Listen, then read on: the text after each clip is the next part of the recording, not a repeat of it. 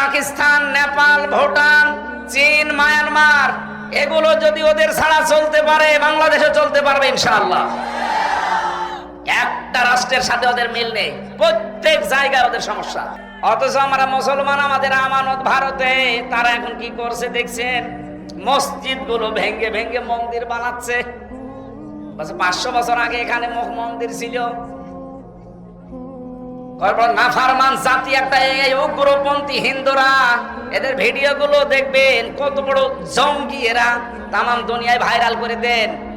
খ্রিস্টানদেরকে বলবো, Donald Trump এই জন্য উনি সিদ্ধান্ত নিয়ে ফেলেছে 16 লাখ ভারতীয়কে জানুয়ারির 20 তারিখের পরে উনি যে শপথ নেবেন, এরপরে ফেরত পাঠিয়ে দেবেন। এমনি না, 2 জন খ্রিস্টান মেয়েকে, যুবতী মেয়েকে ভারতে উলঙ্গ করে হাঁটিয়েছে।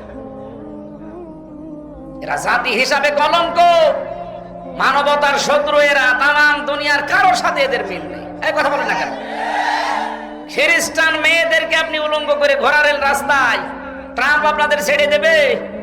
এখন এই যে 16 লাখ পাঠিয়ে দিচ্ছে, দাদার ধুতি সামলাতেই জীবন শেষ হয়ে যাবে। আর আমরা অলরেডি তো বলে দিয়েছি যে না, আমাদের ব্যবসা বাণিজ্য বলেছিল যে আমরা না খেয়ে মারা যাব।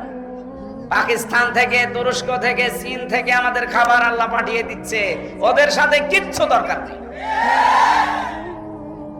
আফগানিস্তান, পাকিস্তান, নেপাল, ভুটান, চীন, মায়ানমার, এগুলো যদি ওদের ছাড়া চলতে পারে, বাংলাদেশে চলতে পারবে ইনশাআল্লাহ। একটা রাষ্ট্রের সাথে ওদের মিল নেই, প্রত্যেক জায়গায় ওদের সমস্যা। সারা বিশ্বে আমরা দেখি মানুষ মাটির নিচে তেল পায়, গ্যাস পায়, লোহা পায়, স্বর্ণ পায়, আর ওই শয়তানরা শুধু মসজিদের নিচে মন্দির পায়। পিটিয়ে সোজা করা দরকার। কথা বলে না কেন? প্রতিবেশী হিসাবে এরকম একটা নাফারমান থেকে আমরা পেয়েছি, কবে যে মাথার উপর থেকে নামবে নাফারমানরা আল্লাহ জানে। খ্রিস্টানদেরকে বলবা, আপনার যুবতী মেয়েকে যারা উলঙ্গ করে হাঁটিয়েছে, এই উগ্রপন্থী হিন্দুদেরকে ছাড়বেন না। 200 কোটির উপরে মুসলমান আমরা, গরু খাওয়ার অপরাধে মুসলমান জবাই করা হচ্ছে। গত পরশু দিনে 2 জন যুবতী মুসলমান মেয়েকে, যুবতী, ধর্ষণ করার পরে তার লজ্জাস্থানে লোহা ঢুকিয়ে দিয়েছে। ষড়যন্ত্র বহু চলছে, কিন্তু এই দাদাদের দেশ থেকে এখনো থামেনি। আমরা একটু শুধু ইঙ্গিত দিয়েছিলাম, দেখেন কান্নাকাটি আরম্ভ অলরেডি করে দিয়েছে। ওদের পেঁয়াজ, ওদের আলু সব বর্ডারে পৌঁছে যাচ্ছে। সাংবাদিক নামের এই কলঙ্ক ময়ূখ রঞ্জন, এই একটা হকার। হকার বললো হকারের বদনাম হবে, আমার মনে হয় হিজড়া। এরে বাংলাদেশের এই হিজড়াদের কাছে 1-2 ঘন্টা দেওয়া দরকার, ছিঁড়ে খেয়ে ফেলবে। শয়তান উল্টাপাল্টা কথা শুধু বাংলাদেশের নামে বলে আর মুসলমানদের বিরুদ্ধে। প্রতিবেশী হিসাবে সতর্ক করছি, আল্লাহর ঘর কাবা ধ্বংস করার জন্য এসে আবাবিলের কি পরিণতি হয়েছিল আব্রাহার দেখেননি? ওই আল্লাহ এখনো আবাবিল পাঠাতে পারে। মুসলমানদেরকে যা করছেন করেন, আল্লাহর ঘরগুলো ভাঙা বন্ধ করেন। আজকেও সকালে একটা ঘর ভেঙেছে, মসজিদ। সতর্ক করলাম, যদি ভালো লাগে মেনে নেন, না হলে কিন্তু আল্লাহ আবাবিল পাঠালে তখন দোয়া করেও কাজ হবে না। কথা বলে না কেন? তখন বলবেন আপনারা আমার প্রতিবেশী কিছু বলেননি, এই জন্য বললাম। আশা করছি আপনারা সতর্ক থাকবেন, আল্লাহর ঘরগুলো ভাঙা বন্ধ করেন। আর ওদের ভিডিও পেলে আপনি বিশ্বের মিডিয়ায় ছড়িয়ে দেন, তো সারা দুনিয়া দেখুক যে এই দুনিয়ায় সবচাইতে বড় উগ্র এই হিন্দুরা। সব হিন্দু না, শুধু উগ্রপন্থী হিন্দু যারা, তারা। এতদিন ওরা বিশ্বের মিডিয়ায় মানুষকে জানিয়েছে বাংলাদেশের সংখ্যালঘু নির্যাতন হয়। কিসের সংখ্যালঘু নির্যাতন?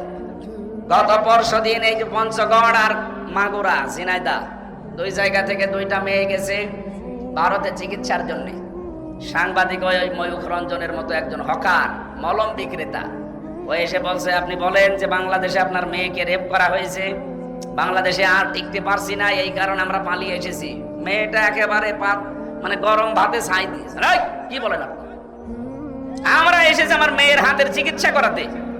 আর ওই দেশে আমরা আগস্টের 5 তারিখের পর থেকে সবচাইতে বেশি শান্তিতে আছি, মানে স্বর্গে আছি। সাংবাদিকের মুখ গেছে একেবারে বিড়ালের মতো। কি ষড়যন্ত্র চলছে দেখেছেন, যে এইটা নিয়ে বিশ্বের মডেলদেরকে দেখাবে, এই দেখেন। এই জন্য অন্য কোন প্রেসক্রিপশনে ঔষধে কাজ হচ্ছে না, এই জন্য বারবার পালিয়ে তো বসে নেই, ওখান থেকে বারবার শুধু টার্গেট করে হিন্দুদেরকে দিয়ে কাজে লাগাতে চাচ্ছে। হিন্দুরা অত পাগল না, এগুলো সব তার উগ্র না। কথা বলেন না কেন? গোবিন্দ পরামানিক অলরেডি বলে দিয়েছে যে এই দেশে জামাত ইসলামী বাংলাদেশ এবং আলেম ওলামাদের কাছে এই দেশের হিন্দুরা সবচাইতে বেশি নিরাপদ। এবার নেন ঠেলা খান, আপনার ভাই এই কথা বলেছে। এদের সবাই চায় যে আল্লাহ আমার সাথে থাকছে, ভগবান বলেন আর দেবতা বলেন আর যাই বলেন, আমরা চাই আল্লাহ যেন আমাদের সাথে থাকে। আমরা চাই না? মুসা আলাইহিস সালাম 12 জন নকিব দলপতি, এখন বাংলাদেশে মনে করেন 12 জন মন্ত্রী। 12 জন মন্ত্রী নিয়ে আমেরিকায় গেছে, যেহেতু তামাম দুনিয়ার মোড়ল। এদিকে তাকান, 12 জন মডল নিয়ে গিনি উনি 12 জন এমপি নিয়ে গেছে, মনে করেন মন্ত্রী। আমি বাংলায় বোঝাচ্ছি কারণ সহজে বুঝবেন। মুসা নবী 12টা গোত্র থেকে 12 জন নকিব দলপতি সর্দার মন্ত্রী মনে করেন, এদেরকে নিয়ে গেলেন আল্লাহর কাছে। ডাক দিয়ে বলেন, রব্বুল আলামিন রব্বি আরিনি, আমরা দেখতে চাই তোমাকে। আল্লাহ বলেন, লান তারানি, আমাকে দেখা যাবে না। বলেন তো মুসা নবীর মতো পাওয়ারফুল একজন নবী,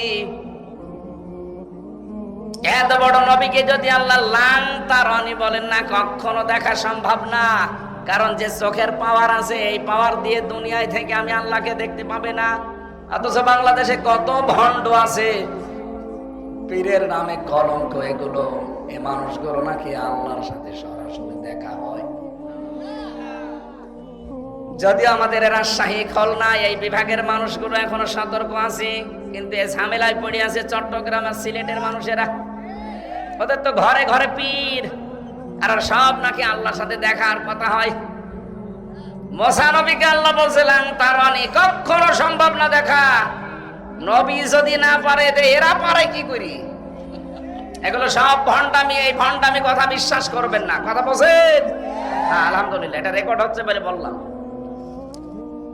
আমার সিরাজগঞ্জবাসী হযরতে মুসা ডাক দিয়ে বলেন, রব্বুল আলামিন এরা তো দেখতে চায় তোমাকে। আল্লাহ বলেন, সম্ভব না, কিন্তু আমি তোমাদের সঙ্গে আছি।